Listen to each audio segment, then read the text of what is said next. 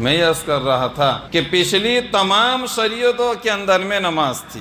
میں نماز کی اہمیت کو بیان کر رہا ہوں کہ شریعت اسلام کے اندر میں جتنی اہمیت نماز کی دی گئی ہے اتنی کسی دوسری عبادت کی نہیں دی گئی. قرآن کریم کے اندر میں جتنی مرتبہ نماز کا تذکرہ ہے دوسری عبادت کا نہیں ہے. 109 مرتبہ صراحتاً نماز کا حکم دیا گیا ہے قرآن کے اندر میں. کتنی مرتبہ؟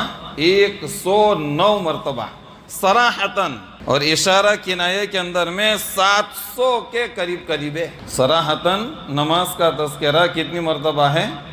109 مرتبہ. اور اشارے کے اندر میں 700 مرتبہ قرآن کریم کے اندر میں نماز کا حکم بیان کیا گیا ہے. اندازہ لگائے اللہ تعالیٰ کے نزدیک نماز کی کتنی اہمیت ہوگی. نماز کے لباس کے پاکی کا حکم نماز کے قرآن کے اندر میں ہے. رکوع، سجدے، قیام، قعود، اس کا حکم نماز کے اندر میں ہے اور قرآن کے اندر میں ہے. وضو، غسل، تیمم کا حکم قرآن کے اندر میں ہے.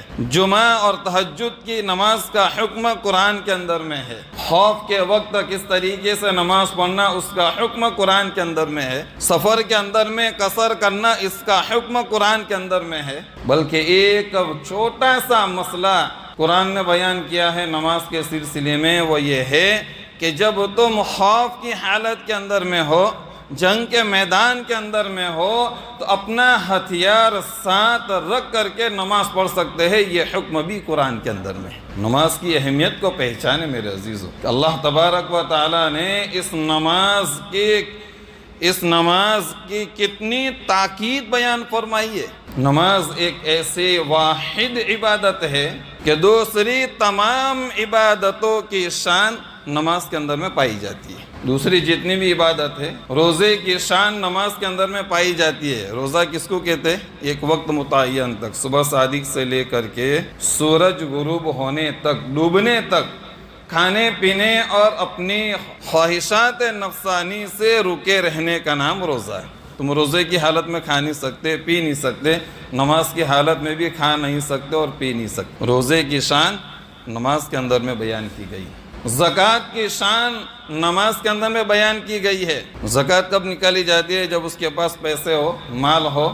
ظاہر بات ہے نماز کے اندر میں سطر چھپانا ضروری ہے اور سطر چھپانے کے لیے کپڑا بھی ضروری ہے. اور شریعت نے تو یہ کہا ہے کہ اللہ کے دربار میں آئے تو ذرا اچھا لباس پہن کر کے آئے. شریعت نے لباس پہننے کا طریقہ بھی بیان کیا ہے کہ کیسا لباس ہو. اور ہمارے علماء نے ایک مسئلہ یہ بھی بیان کیا ہے کہ جو کپڑے پہن کر کے تم بازار میں جانے سے شرماتے ہو اور جو کپڑے پہن کر کے تم کسی دنیا کی آفس کے اندر میں یا بڑے آدمی کے سامنے جانے سے شرماتے ہو، ایسے کپڑے پہن کر کے اللہ کے دربار کے اندر میں آنا اور نماز پڑھنا علماء نے اس کو مکروہ لکھا ہے. مسجد میں آ رہے بہت بڑے عالی شان دربار کے اندر میں آ رہے ہو، جب بندہ نماز پڑھتا ہے، فرشتہ جب بندہ نماز کے لیے کھڑا ہوتا ہے تو ایک فرشتہ یہ اعلان کرتا ہے، اس کو کہتا ہے کہ اے بندے اگر تجھے پتہ چل جائے تو کس کے سامنے کھڑا ہے تو قیامت تک نماز کے اندر میں رہے گا، سلام پھرنے کا نام نہیں لے گا.